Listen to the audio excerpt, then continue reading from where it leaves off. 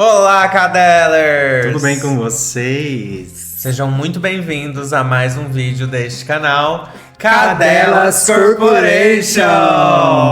Eu sou o JP Veste Prada. Eu sou o Matheus Bassou. E hoje no Maquilate 15 trouxemos ela, Cris Calazulli. Gente, é um prazer estar com essas duas pessoas maravilhosas. Eu sou uma drag que há mais ou menos uns 20 poucos anos, para não exagerar na idade, tá? Eu trabalho como drag e sou cabeleireiro, sou maquiador. A vida é isso, é a arte em primeiro lugar. Já deixa seu like aqui no nosso vídeo, se inscreve no canal se você ainda não é inscrito, comenta, compartilha, ativa o sininho pra você receber notificação sempre que a gente postar um vídeo novo aqui ou entrar ao vivo. Já era aqui, né, uma ideia do Maquilate trazer Cris Calazulli desde a primeira temporada. Mas ela tem uma agenda muito corrida, é muito difícil marcar um horário com ela. Mas finalmente conseguimos, vocês pediram, tá aí. Pois então, gente, agora vocês vão ver o que vai ser a arte da transformação. Tá? Matheus, um excelente profissional, vai estar aí me maquiando. Vai ser uma honra para mim estar aqui. Aliás, já é uma honra. E espero que vocês se inspirem nesse talento. Não se esqueça do Live Pix. Se você quiser ajudar este canil a continuar funcionando, por favor, nos ajude. O QR Code tá aí na tela. E agora, vamos rodar a vinheta. Salve pras maloqueiras, cachorras, kamikaze. Salve pras maloqueiras, cachorras, kamikaze. Já comecei a fazer a palhaça. Gente, eu vou dar um murro nela. Gente, eu vou dar um murro. Qualquer dia desse vai fazer um show com a gente. Eu vou lá. Convida pro seu show que eu faça uma participação especial. Pode deixar. Pode ser. Você não sendo iceberg? Iceberg acabou com o meu show. A gente precisa colocar isso no nosso vídeo, essa explicação que você vai dar. Gente, não é Tá gravando. Nossa, palhaça. Agora não vou falar mais nada. Gente, então já que tá gravando, deixa eu falar pra vocês. Aqui tem uma tal de Ana Castela. Na verdade, aqui é Ana Castela, mas não é a Ana Fubá. Então ela tá acabando com a minha reputação. Não, tô brincando, Ana, beijo. Então, né, naquela época, eu acho assim que a busca da gente, né, era sempre pela versão masculina mesmo, né? Então as pintosas, a gente nem, né? Então tinha Chiquinha, que era pintosa. Tinha a Luiz, que era pintosa. Aí tinha as femininas, que era Francine, a Debbie, bem feminina. Quando chegava um Gogo Boy lá na boate, nossa, as bichas queriam avançar no bicho.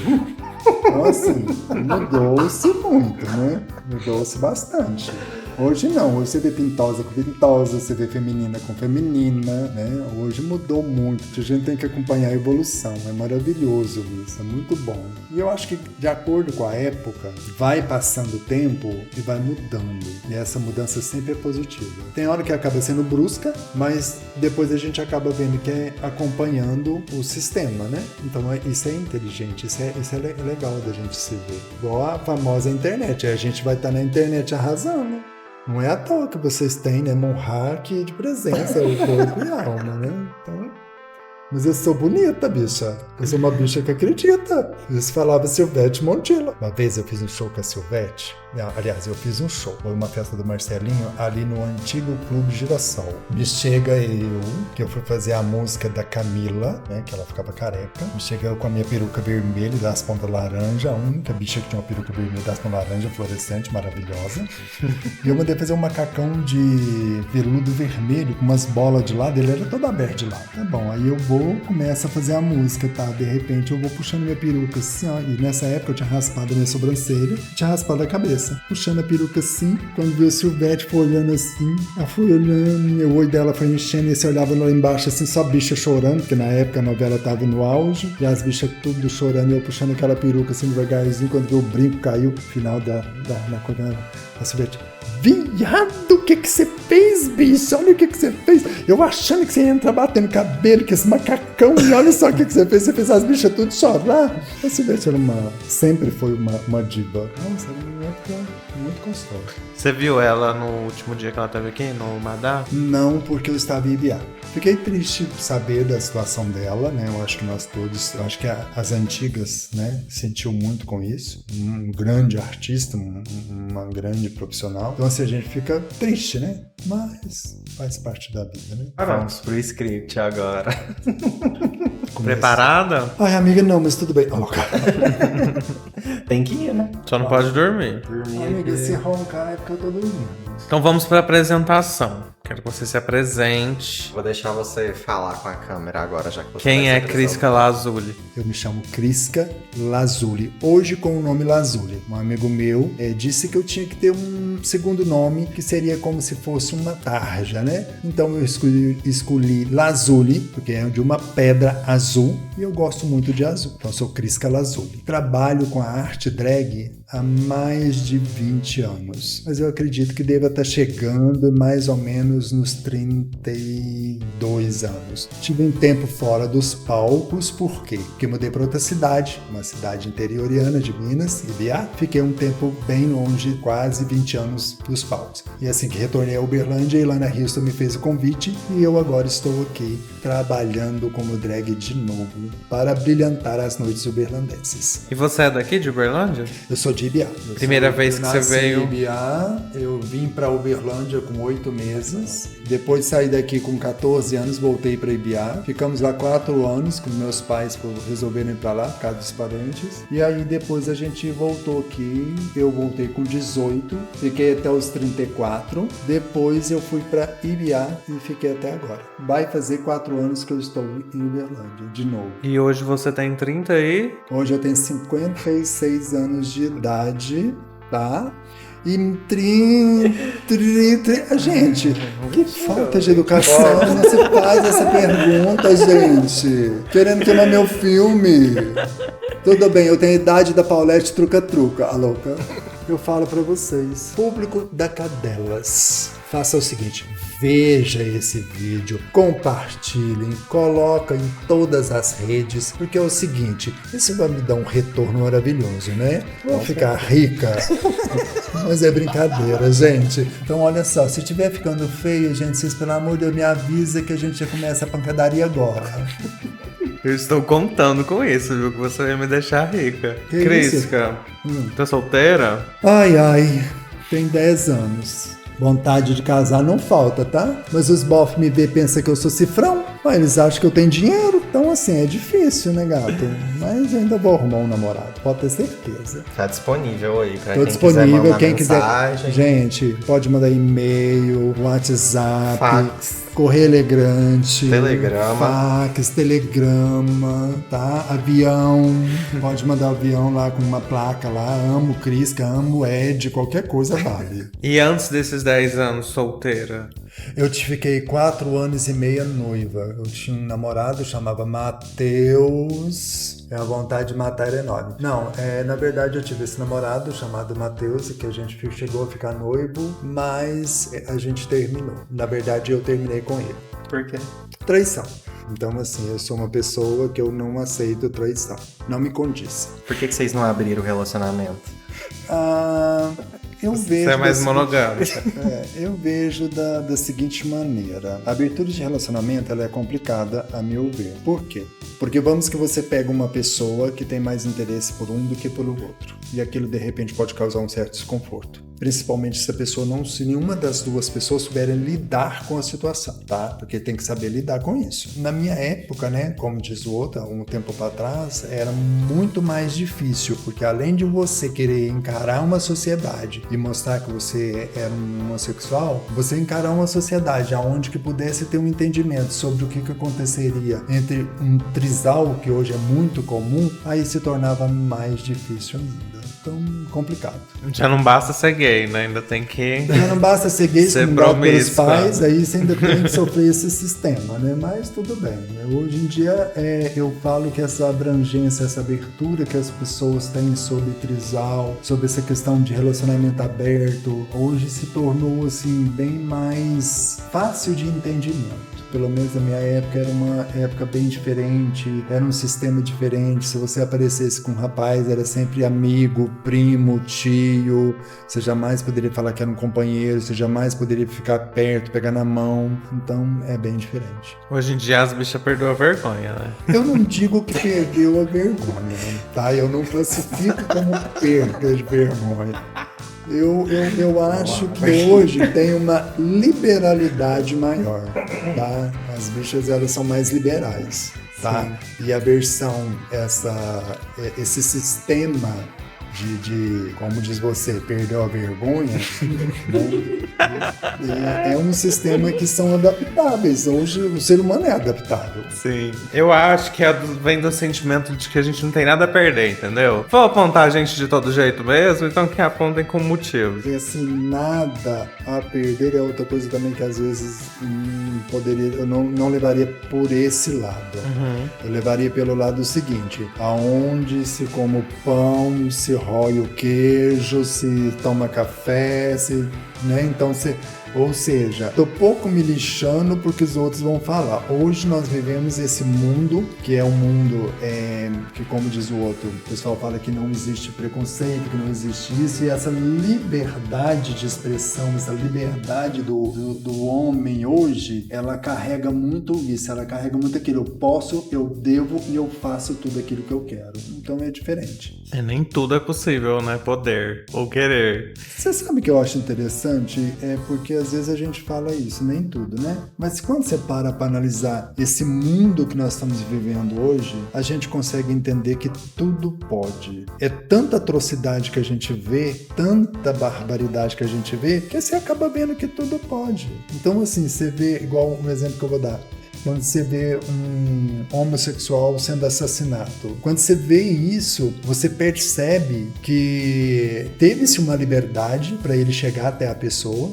tá? Isso eu tô falando de um hétero, tô falando de uma pessoa que vive às escondidas. Ele teve aquela liberdade de chegar até lá, porém quando ele chegou até aquela, o outro se achou, sabe, agredido por aquilo. Então, ou seja, ele pôde viver com aquela pessoa, mas depois ele resolve simplesmente tentar apagar o arquivo, para não ter que amanhã aparecer uma foto minha, aparecer uma, né? Então, assim, mas por outro lado, hoje em dia a gente vê um exemplo privacy, que é Quer divulgar o seu? meio de comunicação.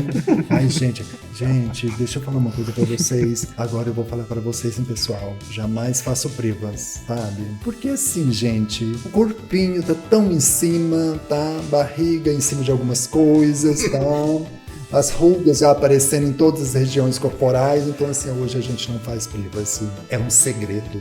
A gente é famosa por causa disso. O segredo vale muito. Mas o que você tava falando aí do privacy, que você não finalizou? Não. Na verdade, o que eu falei assim, nós estávamos falando sobre a liberdade, né? Que ele falou que nem tudo pode. Então, que o João comentou comigo que nem tudo pode. Eu tava comentando do privacy porque eu acredito que tudo pode. Hoje em dia, tudo pode, tá? O privacy é uma. Porque o privacy hoje você mostra o que você quer. Não tem aquela tarjinha, não tem aquele você não pode fazer isso. E não só o privacy. Hoje nós temos nesse meio de comunicação, os garotos de programas, né? Que mostram de uma maneira bem aberta tudo, né? Então é só se você entrar em sites, você vai encontrar não só garotos, garotas, as trans, as travestis. Então hoje tem toda essa abertura, né? Então a gente não pode dizer que hoje não seja mais fácil esse conviver. É às vezes um pouco apelativo, mas é interessante. Você acredita em signo? Sim. Qual que é o seu? O signo, ele tem, quando a gente olha para esse lado astral, ele é uma forma que até mesmo os antigos, né? Eles usavam os astros, usavam a lua, o sol como direcionamento, como origem, né? Então, o signo, eu acredito sim.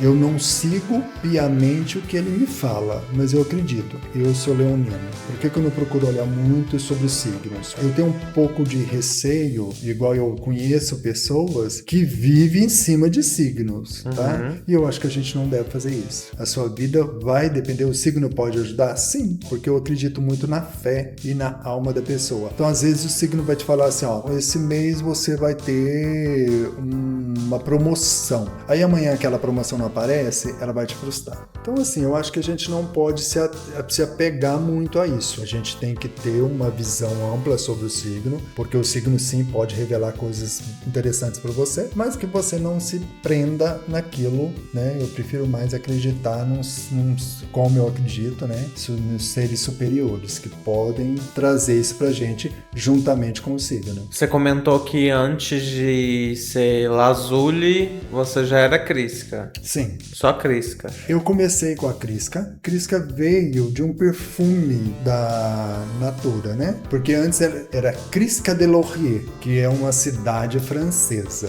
Que eu sempre trouxe nas minhas performances essa coisa de mais clássica, né? Aí depois o Marcelinho achou que não deveria ser Crisca de Laurier, porque não tinha nada a ver. Aí passei essa Crisca. Aí quando separou-se a Ray-Ban e a Dr. Jack, eu estive trabalhando na Dr. Jack com o Marcelo, né? E nessa época, aí passou a ser Van Carey. Aí, Van Carey passou um tempo, depois a Dr. Jack fechou, eu mudei para IBA e aí apagou-se o brilho da Crisca. Aí agora que eu voltei, Lana já começou a me chamar de Crisca, porque todas elas me conheciam como Crisca. Aí o Gil pegou e colocou-se o Lazuli, né? Que é o azul, né? Então aí nós começamos a trabalhar com o Crisca Lazuli. E por que Crisca? Foi só por conta do perfume? Porque eu adorava o perfume, eu amava o perfume, eu achava muito gostoso. Se você vai fazer uma tatuagem, ela tem que ter uma explicação. Se você vai pôr um nome, ele tem que ter uma explicação. Como eu gostava muito do perfume, na época ele fazia muito sucesso, a gente tem muito disso. Pega um nome ou um sobrenome daquilo que tem muito sucesso, daquilo que faz sucesso. Por quê? Porque todo mundo vai lembrar. Você vai pegar alguma coisa que é famosa na época e vai colocar seu nome, porque quando falar, um exemplo, falasse Crisca naquela época, todo mundo saberia quem que era Crisca. Então foi por isso. Me conta o que te levou a começar a se montar? De onde que saiu essa ideia? Você drag. A minha história começa quando eu era noivo. Porque na época eu era noivo e descobri, assim, de uma maneira que eu... Sinceramente, eu não gosto de mentira, eu sou uma pessoa que eu detesto mentira. E nessa época, a minha ex-noiva, pra minha família falou que estava grávida, pra mim falou que não estava. E aí o que aconteceu? Eu peguei e terminei o relacionamento porque era mentira. Na verdade, ela teve um mioma no útero, supostamente seria uma gravidez, mas ela não queria fazer exame, ela não queria fazer nada. Aí quando eu descobri, eu vi que era mentira.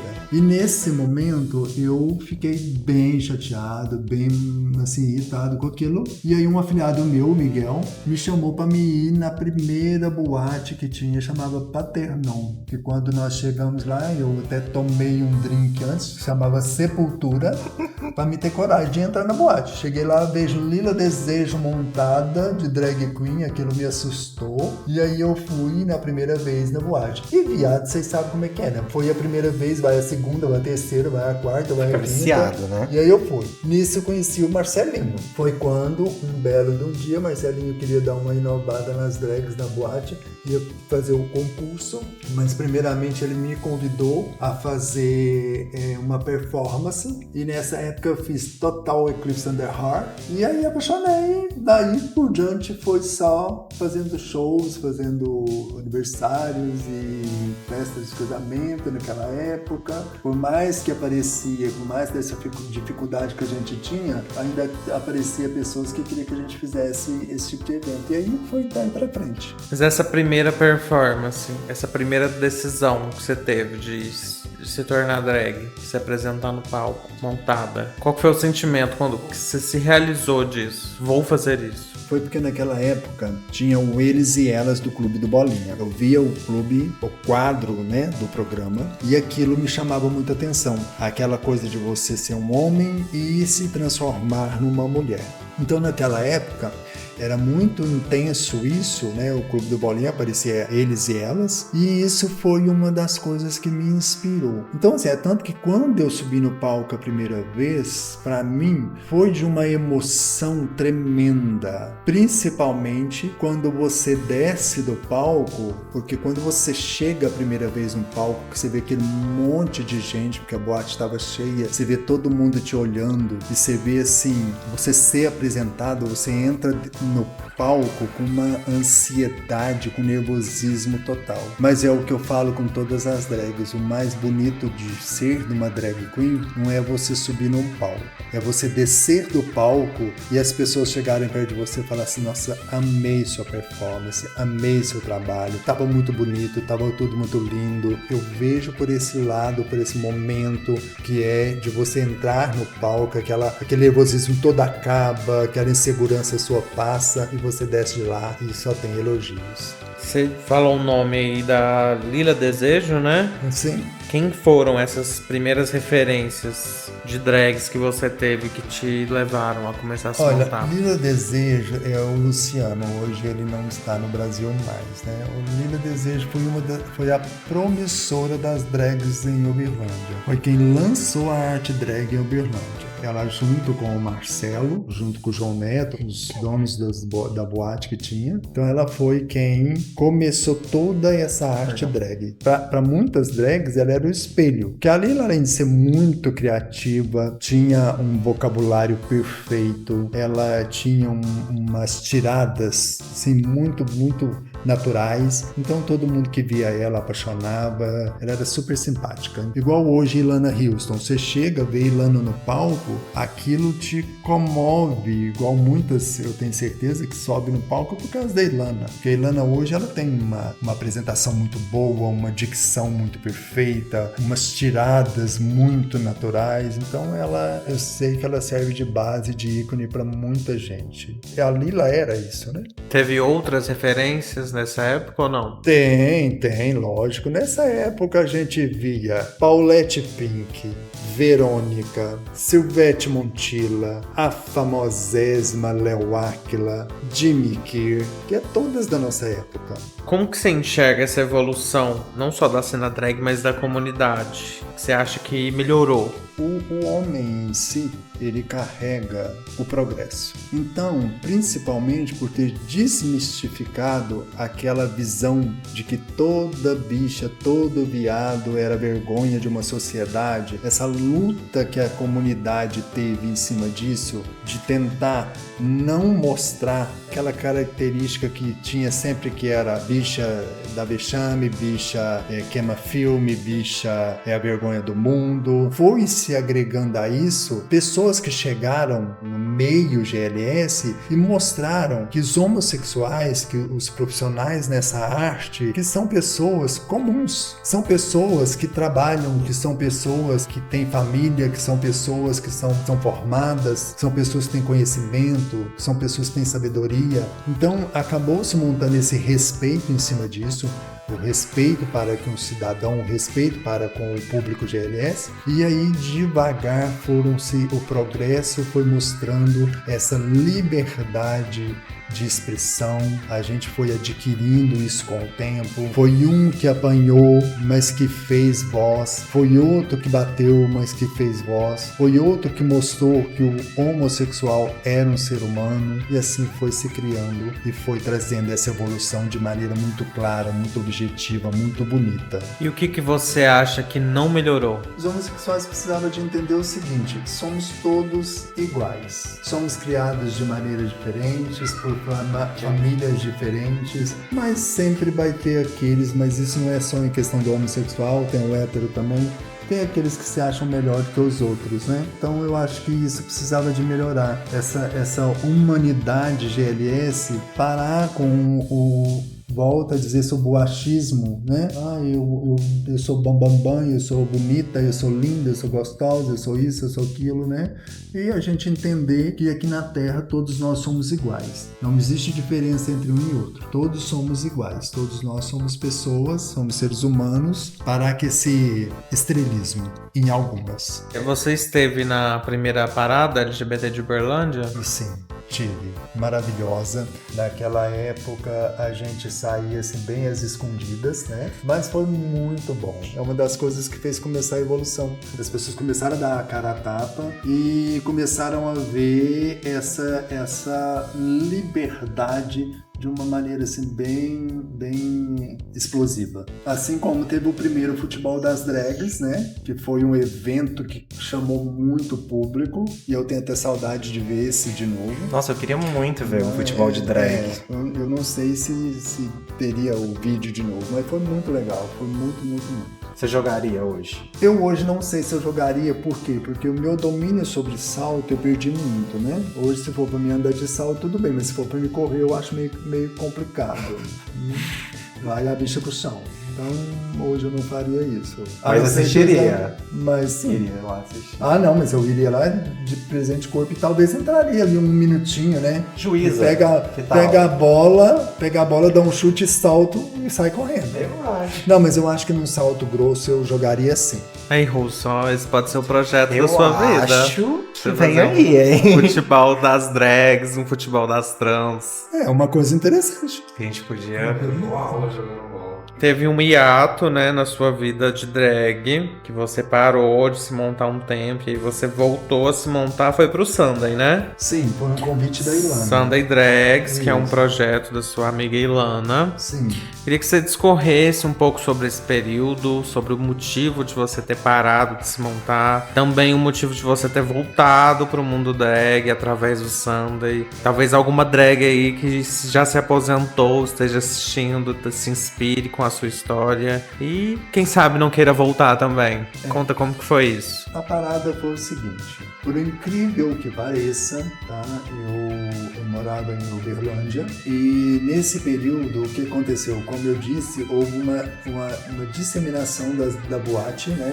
Onde o João Neto mais a Sandra pegou a parte da Hebron e o Marcelinho pegou a parte da Dr. Jack. E na época eu fui trabalhar com o Marcelinho, numa proposta que ele tinha me feito, eu fui trabalhar com o Marcelo. Nesse período, acabou que a Dr. Jack terminou, ela acabou, ela fechou. E aí estavam a Hebron, né? Naquela época havia uma rivalidade entre ambos, e aí nesse sentido acabou que a gente se parou um pouco de mexer com a arte drag. Porém, logo em seguida, eu tive um convite, né? Na verdade, uma proposta de eu ir para Ibiá.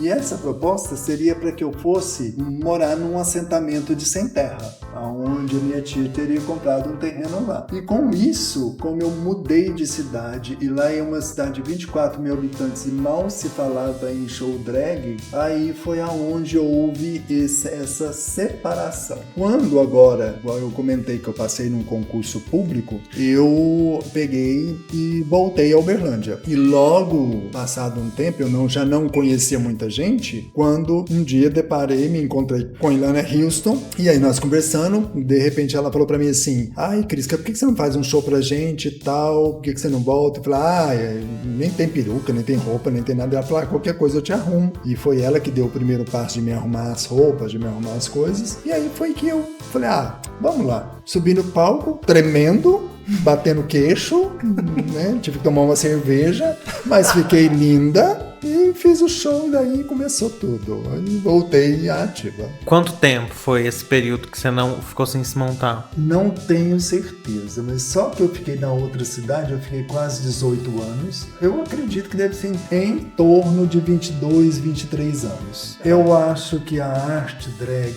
aliás, eu não vou colocar a arte drag, eu falo que o artista, ele nunca perde o seu valor. Ele sempre vai saber subir num palco, ele sempre vai saber classificar a sua arte. Porque independente se é um artista de televisão, se é um artista de teatro, se é um artista como drag queen, todos somos artistas. Então nós nunca perdemos a essência. Eu costumo dizer que muda-se o frasco, a essência é a mesma. Ou seja, a gente pode ficar mais velha, como eu sempre já falei para algumas drags, um dia a velhice chega para todos, tá? Vai chegar para todas nós, mas a arte a gente não perde. É como andar de bicicleta. E nesses mais de 20 anos, você se pegou em momentos assim, sentindo falta de se montar? Sim, lógico. O montar, gente, é interessante isso, é muito legal. Porque às vezes a gente fala em se montar e, por incrível que pareça, a gente consegue tirar um pouco do dia a dia quando você se monta. Por quê? Porque você cria aquele personagem e aquele personagem vai abrilhantar o seu momento, vai te trazer um lazer, você vai parar com aquela utopia, então você vai sair daquele mundo seu e vai viver aquele momento de alegria, aquele momento de estrelismo que eu falo, porque você tá ali de corpo e alma, você tá se doando, você tá fazendo aquilo para alegrar alguém. Igual já tive momentos em que as pessoas... Eu tive em Araraquara fazendo um show onde eu usava... Isso muitos anos atrás, onde usava um vestido de plástico. E a minha barriga, eu não tinha essa saliência aqui não, minha barriga era chapada. A saliência dela.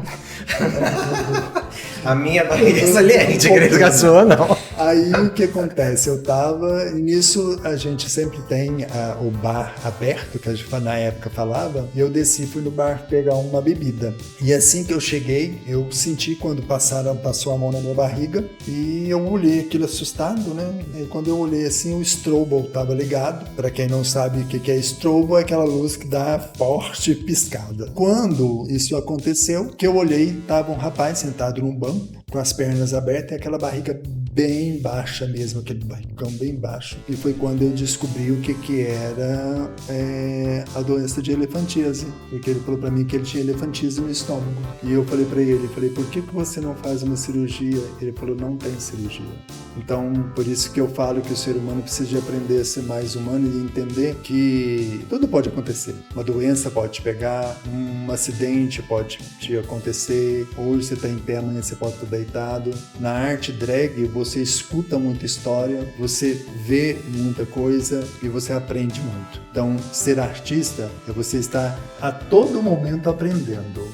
Você aprende com uma drag nova que chega, você aprende com as mais velhas, você aprende com um show que você faz em um lugar, que você é muito bem aceito, você aprende num show que poucas pessoas te olham e te aplaudem, e assim você vai aprendendo. A arte, ela nunca acaba. Eu vou te matar! Isso, como você é podre!